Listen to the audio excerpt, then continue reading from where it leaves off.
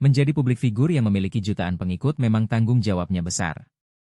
Satu kata salah bisa merusak reputasi orang lain. Karena setiap cerita mereka itu buat gua itu harta karun. Oke. Mereka ngelewatin itu dengan berdarah-darah.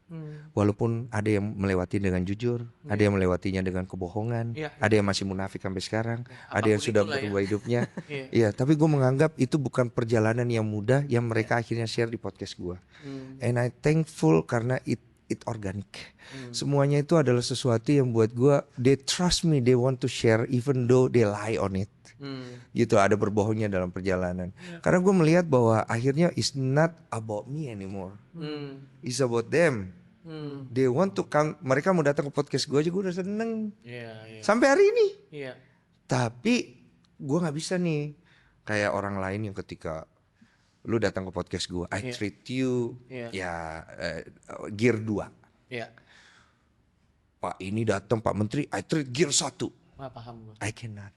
I'm sorry. I treat you same. Semuanya sama.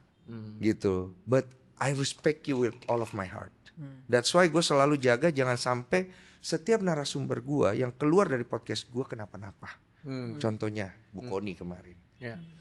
Bu Koni itu kan omongan dia itu ada satu poin di mana Bu Koni itu ngomong ternyata informasi yang dia dapat itu salah.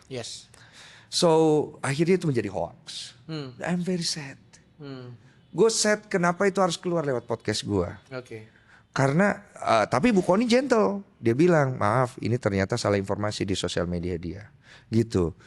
Terus gue bantu lah. Maksudnya Bu Koni sudah menyampaikan begini-begini. Tapi orang fokus ke arah bahwa dia tukang hoax dan so on.